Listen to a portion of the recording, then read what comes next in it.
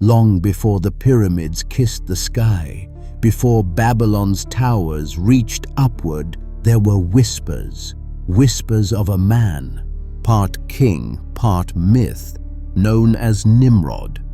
He is mentioned in only a few verses in ancient scriptures, yet his shadow looms over some of the most powerful myths in human memory. Genesis calls him a mighty hunter before the Lord. But behind those words lies something deeper, an enigma tied to rebellion, empire, and forgotten gods. Who was Nimrod? A warrior king, a tyrant, the builder of Babel, or merely a symbol used to warn future generations about the dangers of unchecked power? In this journey, we go back to the beginnings of recorded civilization too, who sought immortality. But while those names are rooted in literature and history, Nimrod exists in a strange twilight, part scripture, part legend, and entirely mysterious. Ancient Jewish and Islamic traditions expand his role, not just a king, but the first man to claim he was greater than God. A rebel, an idol builder, a tyrant who ruled with fear and fire. And yet, he was admired, powerful, feared. His throne may be forgotten, but his influence, terrifyingly persistent. This is the story of Nimrod, and it begins in the shadows, where myth and memory collide. In the ancient city of Shinar, now southern Iraq, Nimrod is said to have founded the first cities, Babel, Erech, Akkad, and Calneh. These were not villages.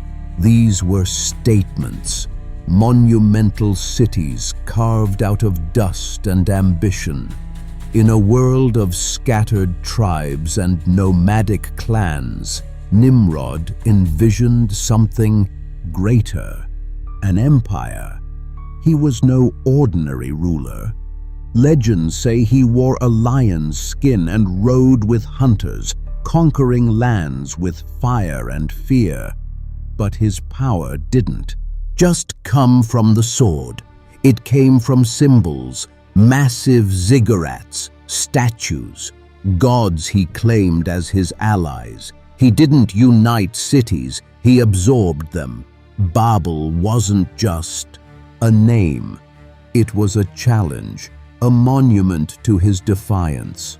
Many scholars believe Nimrod represents the archetype of centralized power, the first man who turned fear into law, walls into control, temples into tools of domination.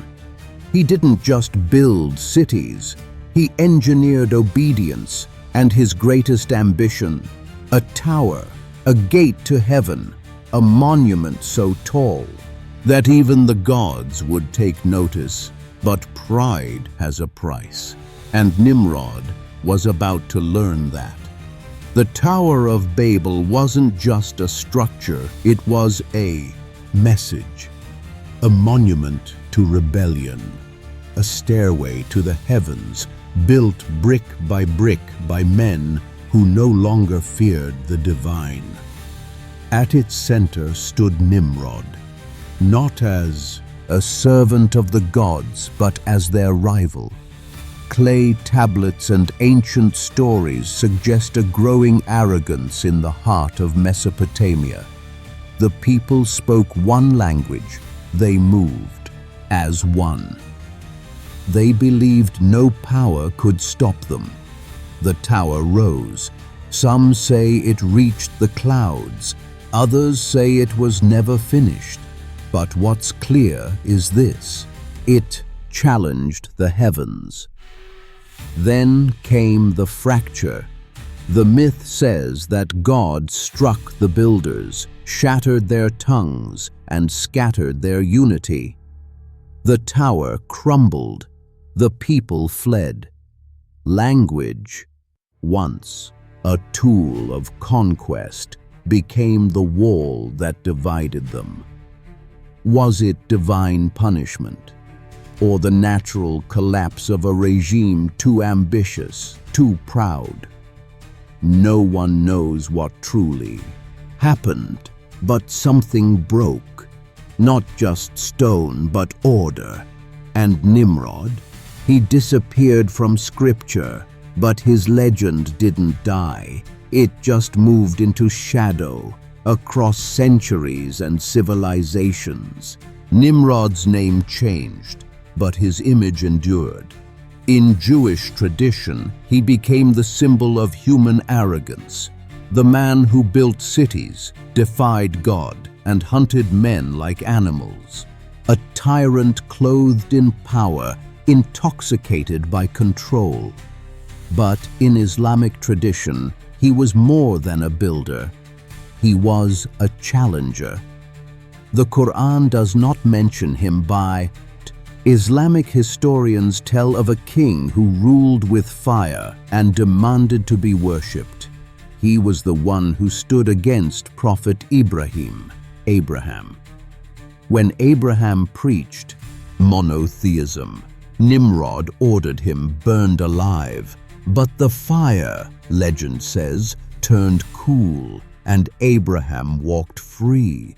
To some, Nimrod was a devil in human form. To others, he was a visionary, the first to unify lands, build roads, and tame wild tribes.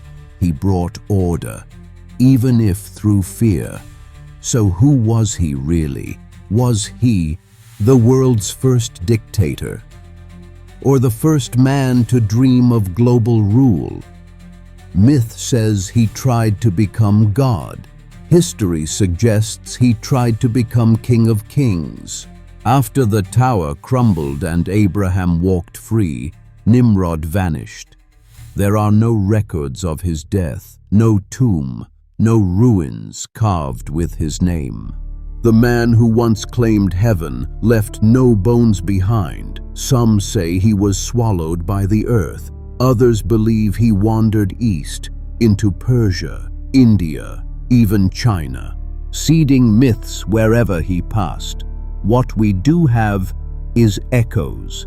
In Armenian folklore, he becomes a mountain spirit, trapped and raging inside Mount Ararat. In Kurdish legend, he is the father of giants. In occult writings, he's a gatekeeper between worlds. How does a man become this? Perhaps Nimrod wasn't one man, but many. Rulers who claimed his name, wore his legacy, and ruled through fear cloaked as divinity. And perhaps that's why no one found his grave, because the shadow he left didn't need a tomb. Like a virus of ambition, his legend spread, not in stones but in systems, in kings who ruled like gods, in towers built not of bricks but laws. Nimrod may be gone, but the world he built, we still live in its echo. Nimrod may have vanished from scripture, but not a tower, not a city, but an idea. That man could rule like a god, above the law, be from Babylon to Rome, from pharaohs to modern tyrants still follow. So who was Nimrod?